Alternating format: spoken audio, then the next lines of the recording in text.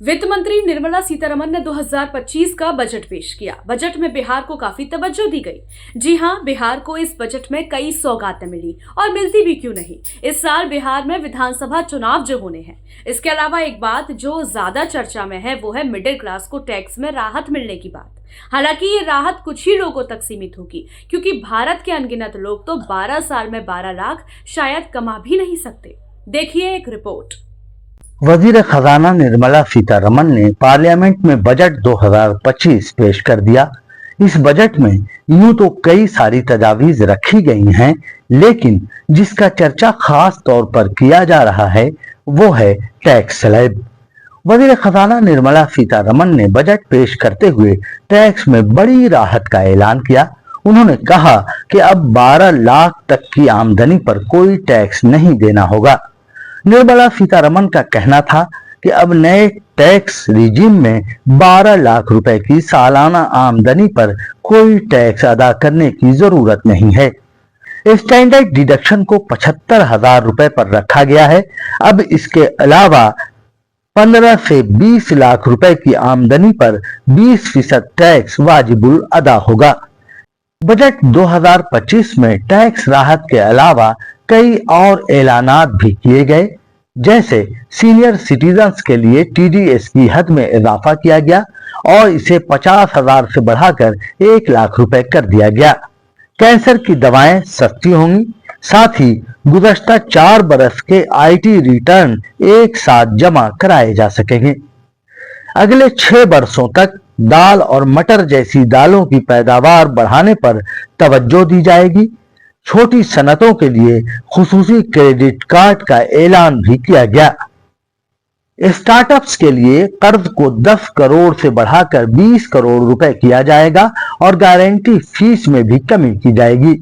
Budget 2025 की सबसे अहम और खास बात यह रही कि बिहार की जय जयकार रही। गोया बजट के जरिए बिहार में बहार आ गई।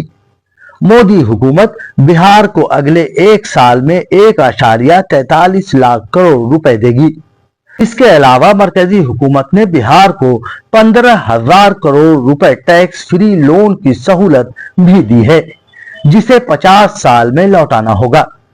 डिप्टी सीएम सम्राट चौधरी ने बताया कि शोबे बिजली में कर्ज के तौर पर 4 से 5,000 करोड़ रुपए मिलेंगे। साथ ही बिहार को 8 वंदे भारत, 2 अमृत भारत ट्रेन और 400 ई बसें भी मिलेंगी। बिहार में मेडिकल की सीटें भी बढ़नी हैं, नए मेडिकल कॉलेज खुलेंगे और सबसे बड़ी बात यह है कि मखाना बोर्ड बनाने की तजवीज रखी गई है, जिससे किसानों को फायदा होगा, क्योंकि मखाना की प्रोसेसिंग और फरोख्त से किसानों को डायरेक्ट नफा पहुंचेगा। हम आपको बता दें कि मखाना की 80% पैदावार बिहार में की जाती है। ताजा आदादोशुमार के मुताबिक बिहार में तकरीबन 40,000 हेक्टेयर में मखाना की खेती होती है। बहरहाल बजट में बिहार को मिलने वाली सौगात की फहरिस्त तवील है। जाहिर है इसी साल बिहार में चुनाव होने वाले हैं और वजीर आला नीतीश कुमार एनडीए का हिस्सा हैं। नीतीश कुमार का कमाल यह है कि वो कब किधर चले जाएंगे कहना मुश्किल है। हालांकि नाक़दीन उन्हें दल बदलू और पलटू राम वगैरह वगैरह कई तरह के अलकाब से नवाजते रहे हैं, लेकिन सच तो यह है कि नीतीश कुमार एक माहिर नब्बाज हैं, जो तूफान से कबल की खामोशी से तूफान की इंटेंसिटी का अंदाजा लगा लेते हैं। और यही वजह है कि गुज़श्ता 20 वर्षों से वो ताजदार बिहार हैं। हालत यह है कि अब तो नैरेटिव बन गया है कि बिहार में बहार है, नीतीश कुमार है। दूसरी जानिब हस्बे रिवायत बजट को वजीर आजम नरेंद्र मोदी ने अवामी बजट करार दिया है। पीएम के मुताबिक इस बजट से हर हिंदुस्तानी के ख्वाबों की तकमील हुई है। उधर अपोजिशन ने बजट पर शदीद तनकीद करते हुए कहा है कि इस बजट में औसत तबके के लिए कुछ भी नहीं है।